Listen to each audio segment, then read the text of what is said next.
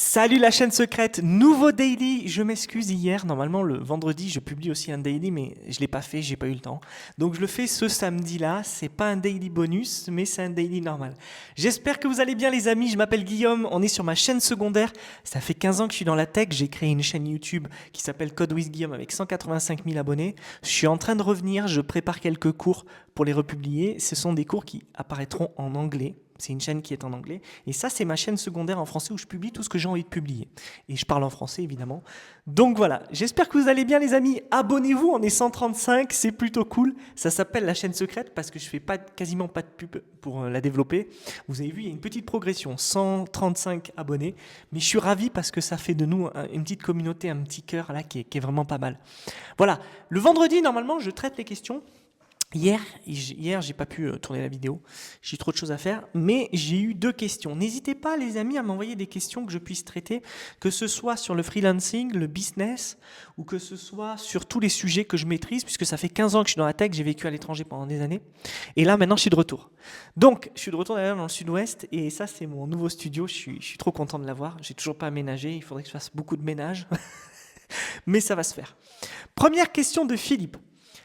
Qu'est-ce que tu as arrêté de faire pour aller plus vite dans ton business? Alors Philippe, j'adore cette question. Alors premièrement, pour ceux qui ne me connaissent pas, mon business, entre guillemets, j'ai été freelance, je suis toujours freelance, ça fait plus d'une quinzaine d'années. J'ai monté une agence web qui fait de la com et qui crée des sites web. Et j'ai surtout été directeur technique, donc on appelle ça CTO on demand, pour beaucoup de différentes startups. D'accord? Donc, dans l'idée, comme j'ai développé des compétences dans le web, enfin ça fait longtemps en fait, j'ai pas développé des compétences dans le web, j'en avais et je les ai fait grandir on va dire, puisque je fais ça depuis à peu près 2006-2007. Et avant ça je faisais de l'ordinateur, j'étais déjà là-dessus, donc ça fait un moment que je suis dans ce milieu. Mais il est clair et net qu'avec le temps j'ai perdu beaucoup de temps. Comme tout le monde, on fait des trucs inutiles, des trucs pas productifs. Et au bout d'un moment, on se rend compte qu'on n'a que 24 heures dans une journée et que c'est terrible, il faut prioriser absolument. D'accord? Donc, la réalité, c'est que pour apprendre à prioriser, il faut voir ce qui marche et ce qui ne marche pas. Alors, comment on peut déterminer quelque chose qui marche ou qui ne marche pas? Moi, je vous le dis direct, c'est que, en fait, ce qui vous rapporte de l'argent marche et ce qui n'en rapporte pas ne marche pas. C'est aussi simple que ça. C'est comme ça que je vois les choses. J'essaie d'être extrêmement pragmatique. Du coup, une fois que vous avez compris ça, eh bien vous faites que ce qui gagne de l'argent. Et ce qui ne gagne pas d'argent, vous ne le faites pas. Alors, c'est très mercantile, ce que je vous dis là, mais là, je parle à des entrepreneurs. Je parle à des gens qui, en fait, veulent faire évoluer leur business rapidement. Donc, le premier point, c'est d'être productif. Le second point, c'est que, en fait, il faut être efficace. Alors productif, ça veut aussi dire efficace, mais vous allez voir pourquoi je vous parle d'efficacité maintenant. En fait, des fois, il y a des champs sur lesquels on se penche, et ces champs-là ne sont pas utiles. C'est des champs inutiles. Alors, qu'est-ce que j'entends par champ? Par exemple, certains business n'ont pas besoin de faire tel ou tel type de prospection. Je vous donne un exemple. Certains business n'ont pas besoin d'être sur Internet. Ça paraît contre-intuitif, mais il y a plein de business qui n'ont pas besoin d'être sur Internet. Ce dont ils ont besoin, c'est de rencontrer les acteurs de leur domaine. D'accord? Par exemple, on va prendre l'aéronautique. Ça ne sert à rien, en fait, de démarcher via Internet. Pour moi, il faut aller rencontrer les directeurs commerciaux des autres boîtes, les directeurs généraux, des boîtes qu'on cible, et ça va beaucoup plus vite. On n'a pas besoin en fait de faire de la pub sur Internet si on veut vendre à de l'aéronautique. C'est un exemple, vous m'avez compris. D'accord? Je sais que beaucoup de gens attaquent des problèmes B2C, c'est-à-dire pas B2B. Là, je viens de décrire un problème B2B, c'est-à-dire business to business. Vous êtes une entreprise qui vend à des entreprises. B2C, c'est vous êtes une entreprise et vous vendez à des clients. Donc c'est totalement différent. Ça c'est beaucoup plus difficile, c'est beaucoup plus comment dire, imaginaire en fait dans la tête. Et il y a beaucoup moins de reward, j'ai envie de vous dire. D'accord? Donc, alors attendez, je mets la clim parce que sinon je vais essayer de mettre la clim parce que sinon ça va jamais se lancer. Bref, tout ça pour dire que euh, pour aller plus vite dans un business, Il faut absolument être productif puis efficace, c'est-à-dire trouver exactement le bon angle d'attaque. Et pour le trouver, ce bon angle d'attaque, les amis, ça va prendre du temps. Et il va falloir travailler. Il va falloir tester jusqu'à trouver un plan, un angle qui marche et qu'on va pouvoir exploiter. Aussi, j'imagine, Philippe, que tu me poses la question parce qu'en fait, plus vite pour toi, c'est progresser plus rapidement. Donc, ça, c'est le troisième point. Pour progresser plus rapidement dans un business, il faut de la préparation selon moi. Il ne faut jamais se lancer dans quelque chose sans savoir à qui on va vendre et sans savoir si un marché existe. Donc, ça c'est tout ce qu'on appelle le benchmarking, tout ça, voir qu'est-ce que font les compétiteurs et essayer de voir si on peut faire mieux d'une manière ou d'une autre. Okay. La préparation, c'est même peut-être le plus important et c'est ce que tous les gens qui font des logiciels en ligne devraient faire. Ils devraient absolument se préparer à l'avance et essayer de voir ce qui va marcher ou pas. La plupart des gens, ils produisent avant de savoir s'il y a un marché ou si ça va fonctionner. Ça, c'est non. Les amis, on ne fait pas ça. 99% des gens le font. Si vous le faites, arrêtez de suite. Vaut mieux réfléchir plutôt que d'agir avant de publier. C'est très contre-intuitif parce que tout le monde dit en ce moment, il faut produire, il faut shipper. Shipper, ça veut dire vite créer le truc et le vendre de suite. C'est vrai que c'est une bonne manière de faire pour apprendre et avoir des compétences. C'est pas une bonne manière de faire pour créer une boîte qui va tenir le coup. Je vous le dis de suite, d'accord ? Toute l'industrie du SaaS est une industrie de l'éphémère. Déjà, c'est extrêmement dur de trouver des clients et ensuite, ça ne va pas durer longtemps. Et ça, c'est assez intéressant. Il faut absolument que je le garde, peut-être pour le titre. Je le répète, c'est très dur de trouver des clients et en plus de ça, ça ne va pas durer longtemps. Donc en fait, c'est que des périodes de pic en fait. Et honnêtement, si vous voulez atteindre parce que beaucoup de gens veulent créer une entreprise pour ça, pour gagner de l'argent, si vous voulez atteindre un niveau de croisière et un niveau de sérénitude, il faut avoir un business qui, dans le temps, va avoir une progression lente mais sûre. C'est absolument pas le cas des logiciels en ligne, du moins ceux qui sont considérés comme ça. Ok ? Voilà, Philippe, je pense que j'ai à peu près répondu à la question. Peut-être que j'ai oublié un certain pan, mais en fait, je me prépare pas du tout quand je lis ces questions. C'est à la volée comme ça que je vous dis ça. Je pense que je suis pas trop mal. Deuxième question. Question de Karim. Comment tu fais pour garder la tête froide quand tout le monde te regarde ?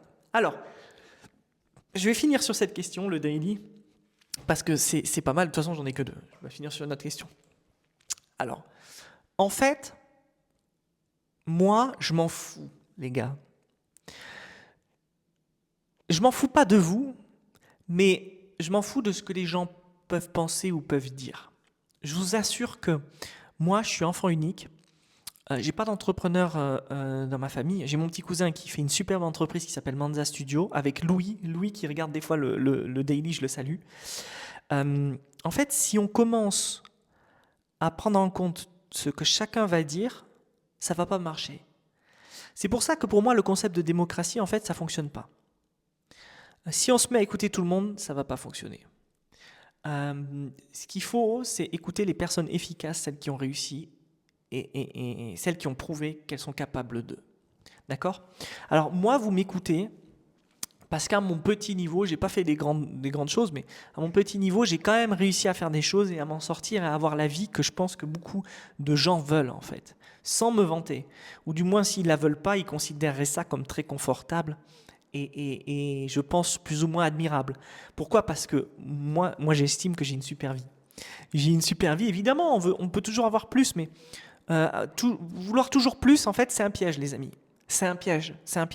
Si vous voulez toujours plus, en fait, vous allez rentrer, vous êtes dans la roue du hamster et la roue est très grande et elle ne s'arrêtera jamais de tourner. Vous n'arriverez jamais à destination. La vérité, c'est que dans la vie, il y a toujours un début, une fin à tout. D'accord ? Et ça, il faut l'accepter. Et moi, je me dis que je ne suis pas à la fin, mais je suis arrivé à un stade où je pourrais me dire c'est la fin. Et je considérerais que c'est bien. Bien sûr, j'ai un esprit de compétiteur et j'ai envie d'aller plus loin et de faire plus et de créer quelque chose qui va fonctionner. Bien que je vous avoue, Je suis arrivé à un stade, et si vous écoutez le podcast là que je suis en train d'enregistrer jusqu'à maintenant, je vous remercie, ça va être le plus intéressant. Je suis arrivé à un stade où je me dis, en fait, là, ce que j'essaye de faire depuis des années, ça ne me remplit pas nécessairement de bonheur. Il y a des choses beaucoup plus simples qui me remplissent de bonheur. Il y a des achievements qui sont pour moi plus importants. Et en fait, ces achievements, ils peuvent être extrêmement simples, d'accord? Par exemple, fabriquer une cuisine extérieure avec un four à pizza, avec un évier, un petit frigo extérieur et un barbecue. Ça, les amis, je sais que ça va me remplir de plaisir. Beaucoup plus peut-être que de continuer à essayer de publier des SaaS qui vont marcher ou pas. Ça ne veut pas dire que je ne vais pas créer des sites web. Je crée des sites web depuis que j'ai l'âge de 12 ans. Ça ne veut pas dire que je ne vais pas continuer à créer des SaaS. Je crée des SaaS depuis l'âge de 25 ans et j'en ai 37. Ça ne veut pas dire que je ne vais pas continuer à aider des gens à créer des SaaS. J'adore faire ça et je sais que je suis très bon à ça. J'ai plein de boîtes à bouger. J'ai des parts maintenant, pour vous dire, j'ai des parts dans une dizaine de boîtes à ce stade. Je suis engagé à différents niveaux dans toutes ces boîtes. Même la plus petite part, je la considère égale à toutes les autres parce que ce sont des entreprises avec des entrepreneurs et c'est passionnant de travailler avec eux. C'est passionnant de les avoir au téléphone. Si vous avez fait mon bootcamp pour entrepreneurs, et je sais que entre vous, il y en a qui l'ont fait, vous savez que vous pouvez m'appeler à 23h et on peut parler de SaaS. Okay, vous savez que vous pouvez m'appeler à 10h du matin, on peut parler de SaaS. On peut parler de tout ce qui est en relation avec la création d'entreprises, business et tout ça, etc. J'en parlais hier soir au restaurant à 22h et j'en parlais hier soir avec quelqu'un qui n'a jamais créé d'entreprise. D'accord? Donc en fait, je m'en fous que les gens me jugent, me regardent et tout ça, etc. Moi, ce qui importe, et je vous le dis de suite, là, de but en blanc, c'est d'apporter de la valeur aux gens. Dans le podcast de Ramzi, d'ailleurs qu'il faudrait que je repartage, je vais le repartager sur LinkedIn, dans le podcast de Ramzi, les amis, moi, je viens dans ce podcast, parce que j'aime beaucoup Ramzi, j'aime discuter avec lui, il me challenge pas mal. Et dans les questions qu'il m'a posées, elle me reste encore tes questions, hein, tête Ramzi. Mais ce qui m'importe, c'est de donner. Et je voudrais que tout le monde puisse donner, en fait. Vous savez pourquoi? Parce que si vous me donnez, moi, je vais accumuler dans ma tête et ça va gamberger et je vais arriver sur de nouvelles réflexions et c'est comme ça que je sais que je vais avancer. Et c'est pour cette raison, les amis, que je fais le daily. Je fais le daily parce que quand vous m'écoutez, là, il est 12 minutes, ça fait 12 minutes. Quand vous m'écoutez, les amis, j'essaye de vous délivrer de la valeur, des pensées, j'essaye de vous délivrer des choses qui vont vous faire avancer. Si ce n'est pas le cas, j'ai échoué à ma mission de la chaîne secrète. Je ne sais pas si vous vous rendez compte, mais la chaîne secrète, ça se transforme un petit peu en James Bond avec une mission. C'est assez fun. Peut-être même, je vais vous dire une chose, jusqu'à présent, j'ai fait des daily extrêmement... tellement je m'en fous de ce que les gens pensent. J'ai fait comment dire, j'ai pensé en fait à un plan. C'est que la chaîne secrète, jusqu'à présent, j'ai fait des daily super sérieux. Et je pense que je vais redevenir un petit peu plus entertaining. Je pense que ça marche beaucoup mieux et que ça vous plaît un peu plus que ces longues discussions où je parle pendant des heures. Mais voilà, vous voyez, comme quoi tout évolue. Moi-même, j'évolue. Cette chaîne YouTube va évoluer. Mes autres projets, ils vont évoluer. Vos projets, ils vont évoluer aussi. D'accord? Je pense surtout aussi, il y a une dernière chose que je veux vous dire, les amis, c'est que la vérité, c'est que on abandonne trop facilement plein de choses. Il faut essayer d'aller plus loin pour voir ce que ça donne. Bien sûr, il y a plein de moments où il faut abandonner les projets, passer à autre chose, mais je pense que ça fait vraiment la diff d'avoir passé assez de temps sur un sujet pour se dire « Ah ouais, en fait, ça vaut pas le coup. » D'accord? Moi, c'est ce que je me dis tout le temps. Je passe du temps sur un sujet, parfois c'est 3 semaines, parfois c'est 6 mois. Et au bout de 3 semaines ou 6 mois, je me dis « Ah ouais, en fait, ça vaut pas le coup. » Et parfois, je crée un truc en 3 jours et 1 an après, ça marche toujours et ça s'appelle Timer.cool. Je sais pas si vous vous rendez compte de ce que je viens de vous dire. Si vous connaissez pas Timer.cool, c'est un timer que j'ai publié en ligne. D'ailleurs, je pense faire même une app mobile très bientôt. Vous vous rendez compte? Bref, les amis, je vous remercie d'avoir regardé ce daily. Je vous dis à lundi, je vous souhaite un bon week-end. Ciao!